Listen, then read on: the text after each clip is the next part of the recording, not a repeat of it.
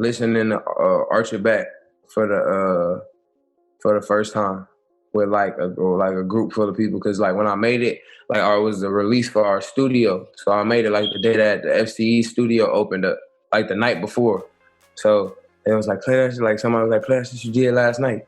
So I had played it, and niggas listened to it like 10 times in a row. It was late for the show. We had a show the same day. It was late for the show. We listened to that shit like 10 times in a row. Gee, like, and everybody, by the time we had done listening, everybody knew all the words. Everybody in there screaming, Archie Bad. That shit was dope as fuck. Like, it was dope. So Shorty was there with me. He had pulled up on me at the studio. It was a bunch of people was at the that day. I ain't gonna lie. So it was dope. It was Lil Bit and Right With It.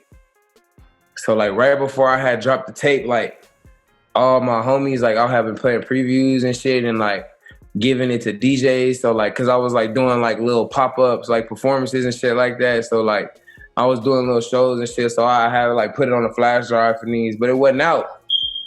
But I would hear it in the streets. Like I'm going to the store, like I could hear somebody playing my shit. It's not out. Like why? Like, so I'm like, damn. And then I'm doing shows and like people singing that already.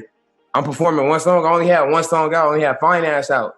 But like people already knowing Lil Bit and Finance, like you could, Lil Bit and Right With It, like you could play both of them and people gonna know the words. I'm like, hell no, this is like, maybe I should drop a tape. Like, so I just started putting songs, like all the songs that I had, I just put them on the tape, and I really didn't have it wasn't like, this is gonna be the one. Like, I really was like, damn, I hope they like it. Like, oh God, I just hope they like me sounding like this, because like, I hadn't put no music like that out. I'm like, man, I hope this shit hard. I hope it's hard. And really what it was is like, after I dropped the tape, I was booked like a couple days later for a show. Yeah, like literally, I dropped the tape on the 1st. I had a show on 4th of July. Yeah, and some of them songs is before TwoFr. Yeah, like them really just like throwaways. Them was throwaways.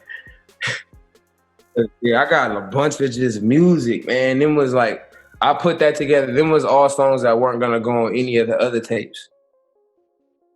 So like, actually, like I got just a lot of music I'm sitting on, man. Oh yeah, no, I'm working right here at the crib. I'll go to the studio sometimes too, but I really don't like being out like that. But majority of the time, I'm right here in the crib. If I'm not in the crib, I'm only going to the studio just so I can really hear it, you know?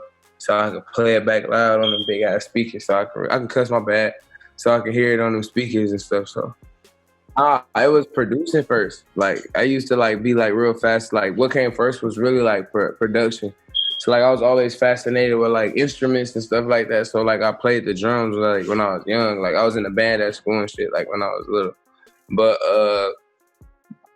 when I got older, I had got into it, and then I started learning FL. You know, everybody want to work on FL, so I started working on FL, and I kind of got the little knack. But I always just like music. I was able to produce and stuff like that. So then when I started really making music and working with other producers and people that was better at me than, you feel me, using FL, it just fell into place because, you feel me, I was just learning from them. So producing it wasn't never nothing I wanted to do. You got to have a lot of patience for it.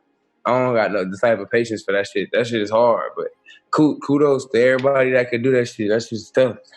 Yeah, no, definitely. No, but I engineer though. I engineer my own shit sometimes. So yeah, like I engineer all my first couple tapes like coming up. So that I definitely, as far as vocal production on that end, I'm definitely involved, like heavy with that. Like I love sounds and making my voice sound different ways and stuff like that. And I like different mics and shit like that for different reasons and stuff like that. So like, yeah, it's definitely hard. Really, it was just what helped me be able to work on those things at all the same time was the lack of help, you know. Like when I first started making music, ain't nobody gonna do none of that for you if you're not, you feel me, somebody. If you don't got nothing to offer, really, I ain't gonna say somebody. If you don't got nothing to offer, ain't nobody gonna do nothing for you, you see?